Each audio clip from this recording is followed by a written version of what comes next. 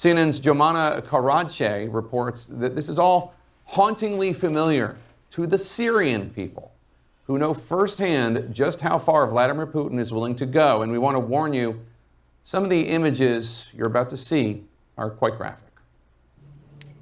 Russia's vicious war in Ukraine has shocked the world, but no one should be surprised.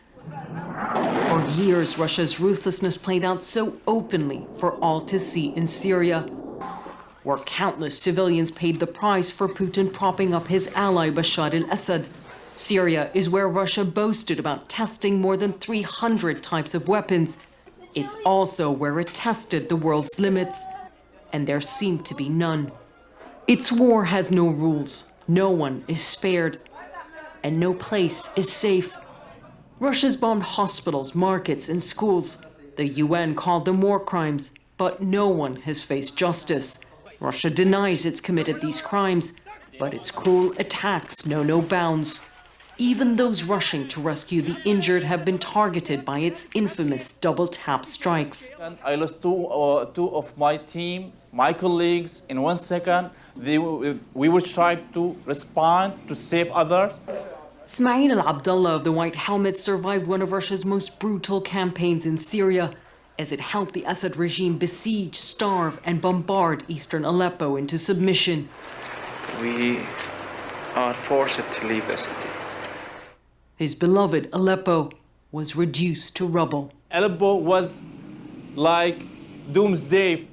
I saw buildings collapsed on the heads of the families, members of the families, children, by using the bunker buster bombs. This kind of weapon is used for the basement, military basement. That weapon was used on civilians to target the shelters for the civilians.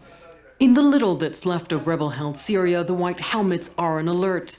There's a fragile ceasefire here. They also want to help Ukraine. They know Russia's playbook all too well. They will bomb everything. And their media will say that we targeted a place for soldiers. We targeted a Ukrainian army.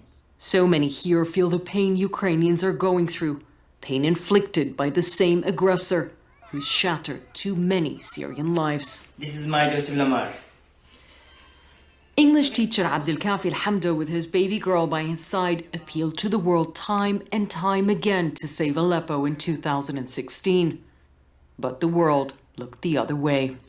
I mean, I don't know why the world is not learning. I mean, not stopping Russia in Syria, this affected Ukraine. I mean, not stopping Putin in Ukraine will do the same in many other countries. It's been more than 5 years since Al-Hamdo was forced out of his home. Life is not the same, he says, but life does go on. Right now, he says, he just can't stop thinking of Ukraine. None can understand Ukrainians, none of the world, but Syrians. None can understand them more than Syrians. We understand them more. And this is why I cannot teach well, I cannot do anything, because I'm just following what's going on in Ukraine. In fact, what's affecting me a lot, that all the world is repeating the same mistake.